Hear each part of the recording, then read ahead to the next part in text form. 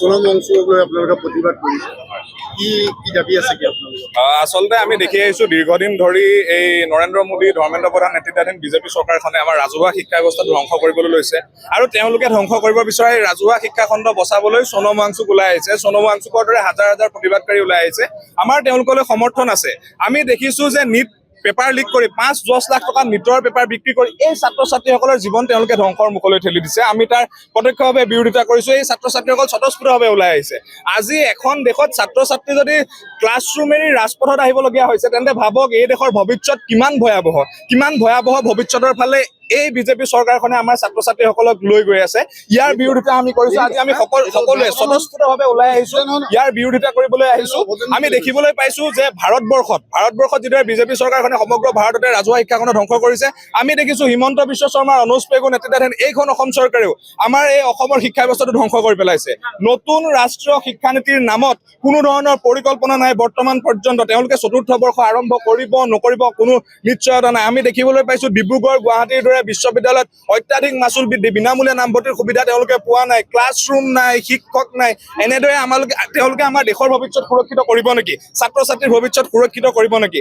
আজি আমাৰ দেশৰ ভৱিষ্যত সুৰক্ষিত কৰাৰ স্বাৰ্থত, ছাত্ৰ ছাত্ৰীৰ ভৱিষ্যত সুৰক্ষিত কৰাৰ স্বাৰ্থত আমি সকলোৱে স্বতঃস্ফূৰ্তভাৱে ওলাই আহিছো। আমাৰ মুখ্য দাবী হৈছে যে ধৰ্মেন্দ্ৰ প্ৰধানে পদত্যাগ কৰিব লাগিব। ঠিক একেদৰে অসমৰ এইজন ব্যৰ্থ অকৰ্মণ্য শিক্ষামন্ত্ৰী অনুজ পেগু তেওঁ নৈতিক দায়িত্ব স্বীকাৰ কৰি পদত্যাগ কৰিব লাগিব। ইনক্লাব। মোৰ নাম সিদ্ধাৰ্থ শংকৰ হাজৰিকা। মই গুৱাহাটী বিশ্ববিদ্যালয়ৰ বৰ্তমানৰ উপসভাপতি, লগতে ছাত্ৰ মুক্তি সংগ্ৰাম সমিতিৰ লগত জড়িত।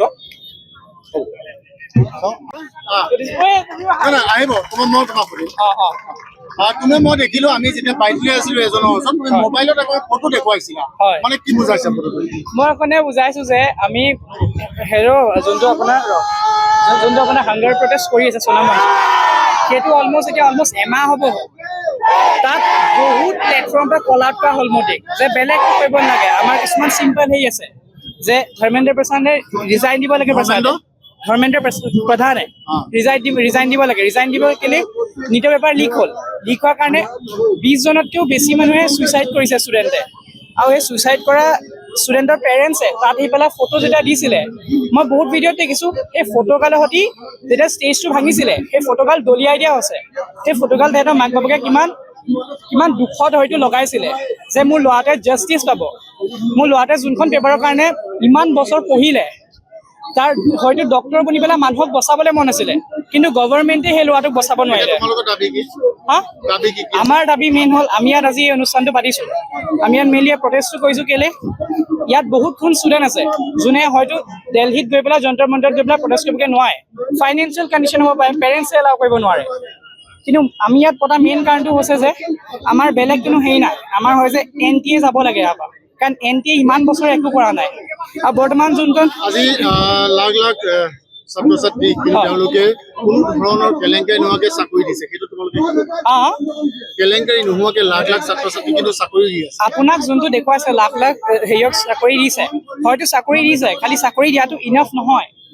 আপোনাৰ চাকৰি যোনটো আপোনাৰ পে ৱেলটো হয় সেইটো বৰ্তমান ষ্টেণ্ডাৰ্ডছৰ লগত মেচেই নকৰে। হয়তো আজিকালি বহুত ষ্টুডেণ্ট যোনবোৰে গ্ৰেজুৱেট হয়, যোনবোৰে তাতকৈ বহুত হাই লেভেলৰ চাকৰি পাব লাগে, তেওঁলোকে হয়তো 4th গ্ৰেড 3rd গ্ৰেডৰ চাকৰি পাবলগীয়া আছে।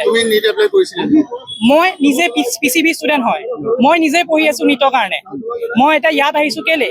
হয়তো পাছতকৈ যদি লিক হয় মোৰ ওপৰতো একেটাই হেৰি হ'ব। আজি ষ্টুডেণ্টৰ ওপৰত যোনটো আছে। নমস্কাৰ, মোৰ নাম হৃদয় ৰঞ্জন ভৰদ্বাজ। মোৰ ঘৰ ৰিচাৰ্চত।